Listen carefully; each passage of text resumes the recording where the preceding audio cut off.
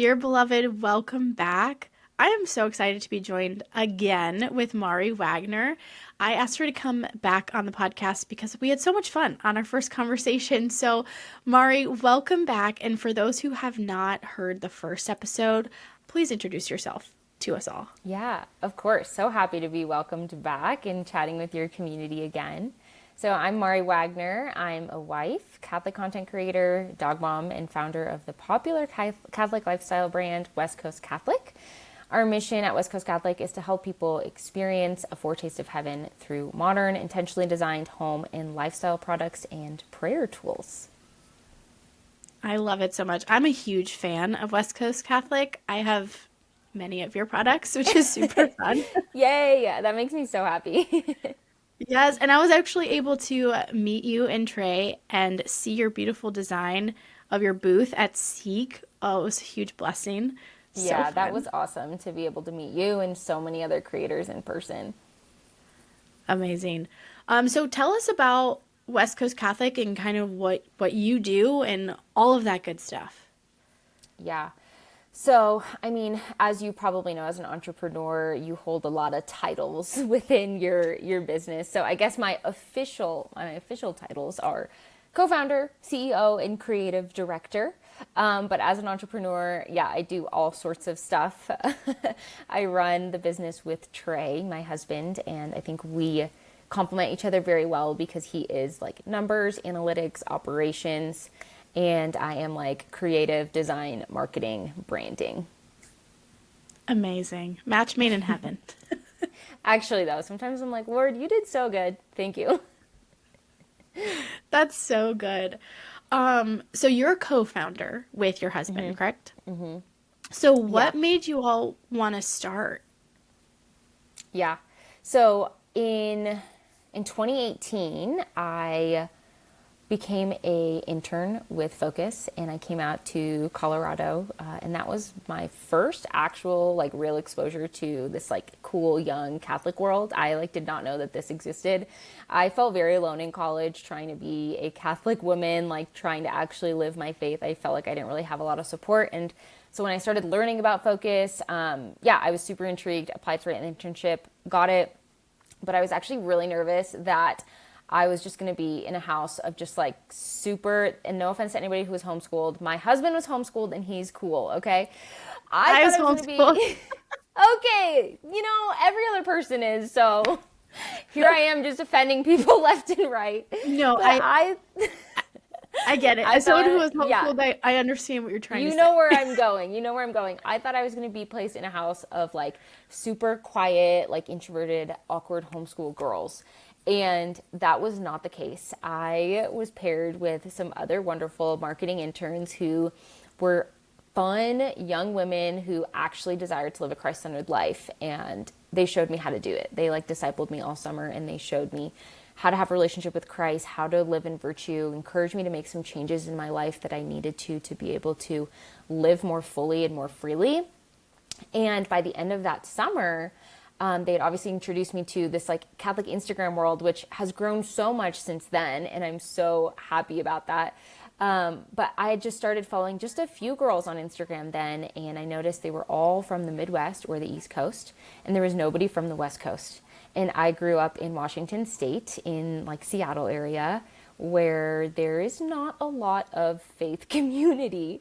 And so I felt the Lord call me to be a voice for people on the West Coast and all over, but just to feel like, yeah, especially for people on the West Coast, that like there are Catholics there that are actually striving to live a full and authentic Catholic life. And so I just started blogging on an Instagram, West Coast Catholic, about how the Lord was working in my life and how I was trying to live a Christ-centered life in college. And slowly that platform started to grow. And about a year later, my husband, now husband, then boyfriend, he had just finished up a summer working with Life Teen, where they taught the kids how to make these like cord rosaries in the art barn or whatever. And he wanted to gift me a rosary. And he was like, I want it to be special. So like, why don't we go to Michael's and like pick out some beads together and you can design it and I'll make it for you. And I mean, at the time, like I didn't really pray the rosary that often, which is very funny to me because I've always had a very close relationship with Mary, but yet the rosary wasn't part of my like daily prayer routine. So I was like, okay, yeah, like that's really sweet of you, but like I don't really pray the rosary that much. Like, okay. And so we went to, but I was like, he's being a good Catholic boyfriend. This is what I prayed for. So this is great. So we went to Michael's and we picked out some beads, and I've always been, growing up in the Pacific Northwest, I've always been attracted to like natural beauty and organic textures and colors. And so I picked out some like gemstone beads, some leather cord, some beautiful, like a beautiful medal and a crucifix, and he handmade it for me for like my birthday. And I found myself being so drawn to it all the time. Like the beauty of it, the intentionality, which I know it was made with, like drew me to it. So I would hold it everywhere, and I would put it in my purse, and I'd put it in my pocket, and I'd sleep with it under my pillow, and I'd have it in my hand. And eventually I was like, I should start praying the rosary, like not just holding it. And so I started to pray it more out of my own will to do it. And for anybody that has incorporated that into their prayer routine, the graces, the peace that it brings into your life. And it changed my prayer life, and it deepened my relationship with Mary and Jesus so much. And so this was about a year into me having this Instagram platform. And at the same time, right, I was growing in my relationship with Mary through the rosary, and we were also discerning engagement. And so Trey was like, okay, well, we're pretty broke, so I don't know how we're going to do this whole marriage thing. And I was like, like, you've really changed my prayer with this rosary. Like, why don't we just make a couple and bless this Catholic community that I'm growing on Instagram, see if it'll help anybody's prayer, and also be able to save up a couple $100 for our future marriage. Truly, that's all that we expected. Like we thought we were going to make 50 rosaries that would last us like a year to like sell to a few people, make a couple $100.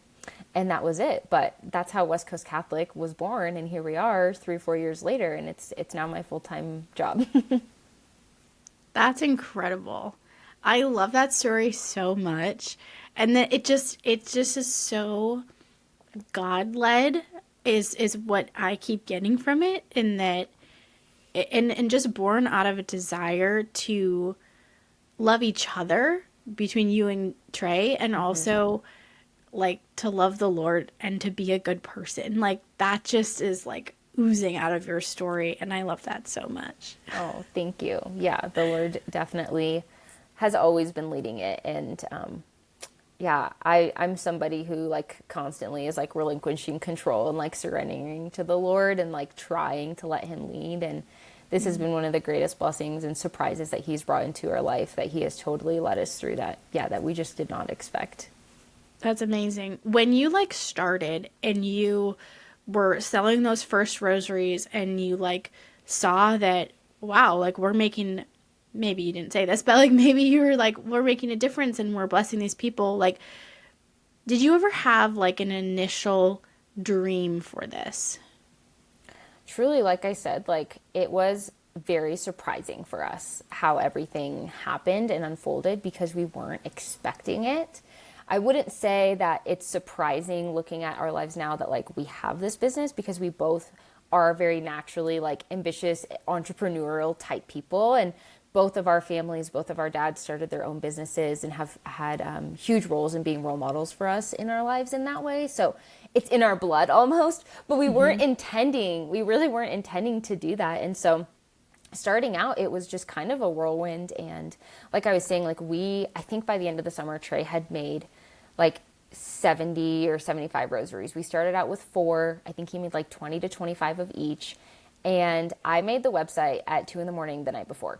Like, I was not expecting to even need a website, but I was like, you know what? Like, just in case this goes well, I don't want to be like losing orders in my DMs. So I just like quickly whipped up a website, which I hated for so long.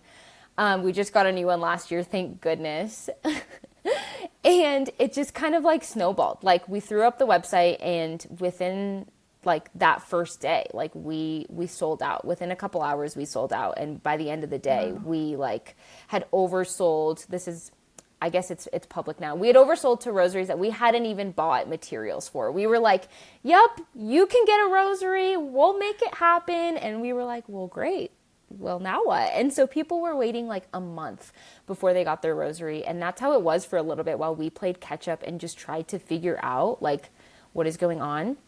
And it wasn't until, so we started in August of 2019, the business. And then it wasn't until April 2020 that we really sat down and were like, okay, what is this going to be? Because the Lord is really calling us to step into this in a way that we didn't think that was part of our life plan. So within those few months from August to April, I mean, we came out with a few rosaries, and every time we came out with like just a few more, just to see like, okay, well, we sold out in a couple hours and we want to make sure that, you know, we can reach more people. So we made just a few more, and then we'd sell out in a couple hours, and then a few more, and then we'd sell in a couple hours. And I remember one of our biggest launch yet was the Gardner Rosary, which is our Easter limited edition rosary. And we went all out. We like came out, I think, with like 200, and that was the biggest we had ever prepped for. And we thought it would last us like a really, really long time. And I was getting super nervous about the launch because COVID had just hit, and we were like, okay, like this is probably the end of it. Like business is going to go down. COVID is going to end the world. People are not going to be spending money. And we launched the Gardner, and again, we sold out in literally just a couple hours. And we were stunned. We were like, Jesus, you have to fill us in here on the plan, because we don't know where this is going. And that was our big first moment where we like looked at each other and we were like, all right, it's time to really dream and really put our heart and soul and work into this, because this could actually be something like clearly people are being blessed by these rosaries, and like there's a market here that we need to serve.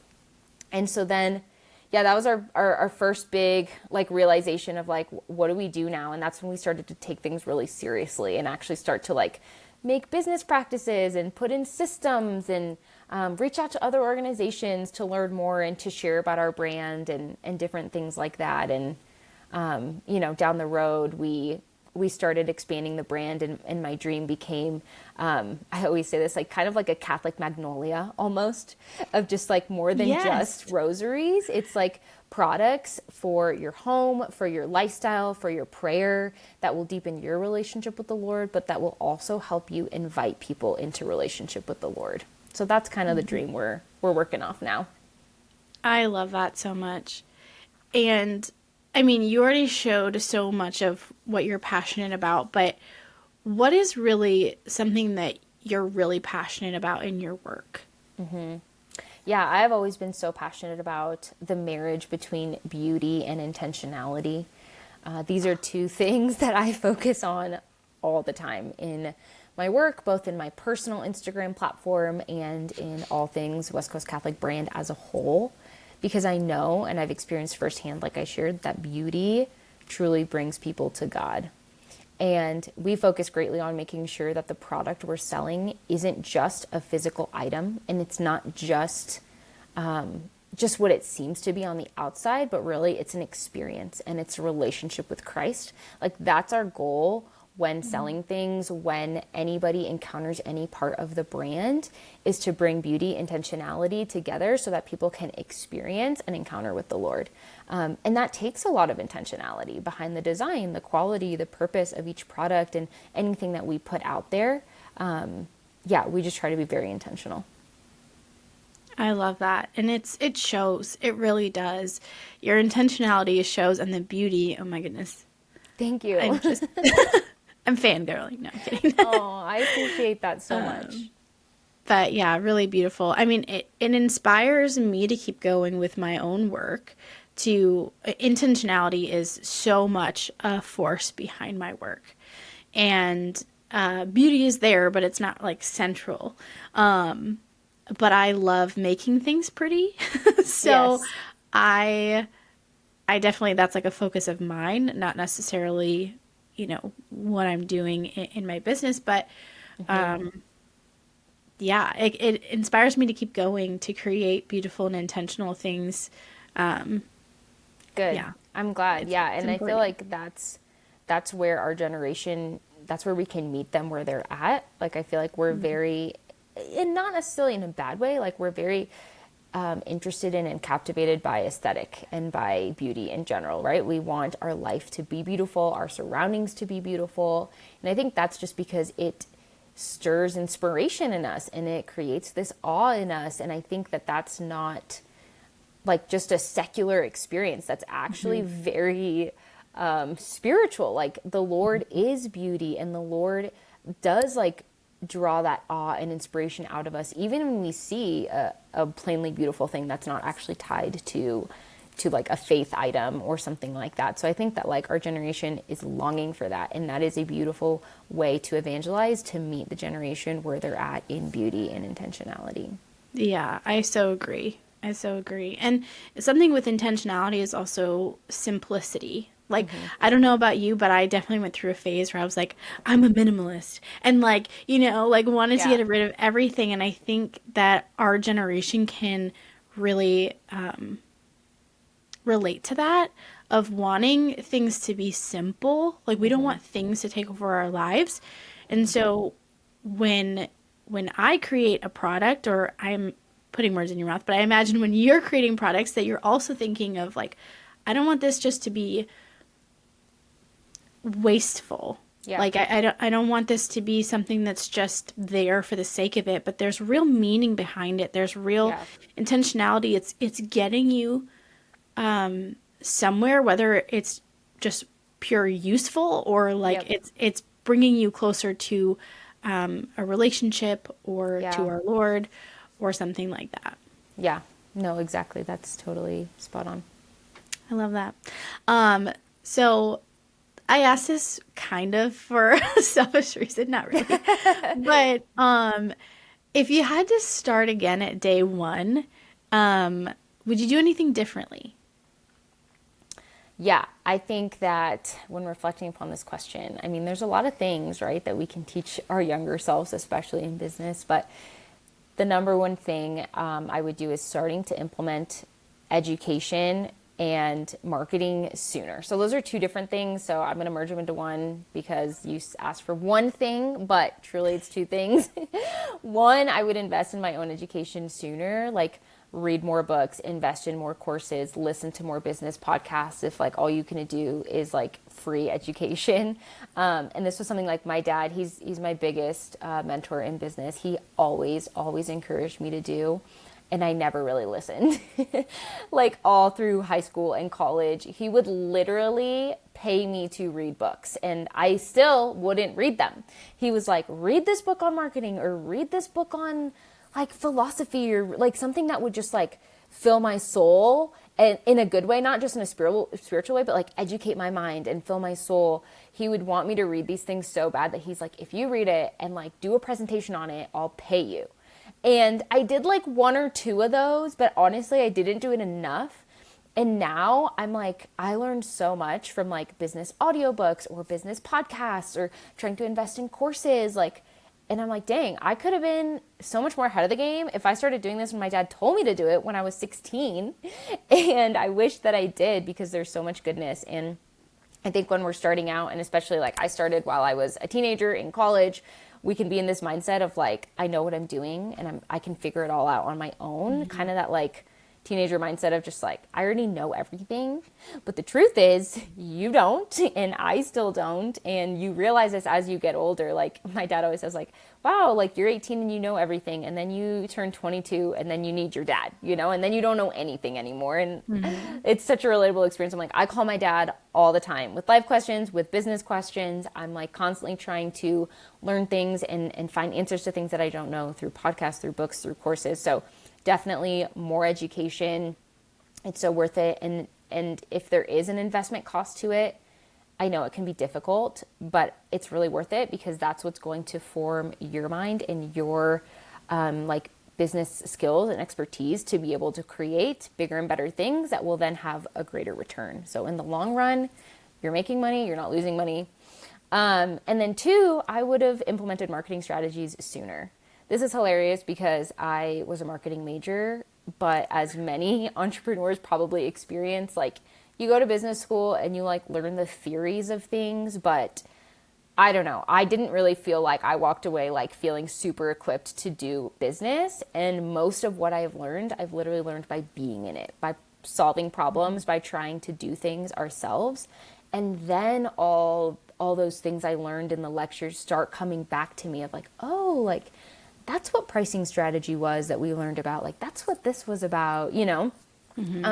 So starting to implement marketing strategies sooner, like email marketing, like we did that so late in the game. And it's so successful. I mean, everybody does it and you think it's just like not a big deal, but like I'm such a victim to it. Like I get emails all the time and I'm like, wow, this really, really, really works. And implementing it in our own business, like we see the return of it and it is so, so huge. So starting to build that email list and starting to provide value through your emails so that, you create that trust through your customers and it's not just like all sales, is super helpful. So education and marketing strategies, specifically email marketing. And let me just say, you're killing it on the email marketing. I get your emails and I'm like, oh my gosh, they're so pretty. Oh, thank you. And that is thanks to our marketing gals. We have a designer and a content gal that do our emails and they are killing it. They really are. They inspire me every time Good. I open them. I'm going to let them know. They're going to love that. Good. Yes. Tell them all about it. So good. Well, I had so much fun chatting with you about all of these things today. Thank you so much for joining us. And for anyone who is listening and hasn't come across your platform yet, which is to me crazy, where can people find you? Yeah, so my personal Instagram blog is at West Coast Catholic, and then the shop is at shop.wcc. Our website is westcoastcatholic.co. I love it. Well, thank you so much for joining me again. And I really hope that this conversation brings value to my listeners and inspires anyone if they might have like this desire in their heart or this little inkling that they have a special gift that God is asking them to hand on to other people, that they start learning and they just go for it. Yeah, I hope so too. This was so fun chatting with you today.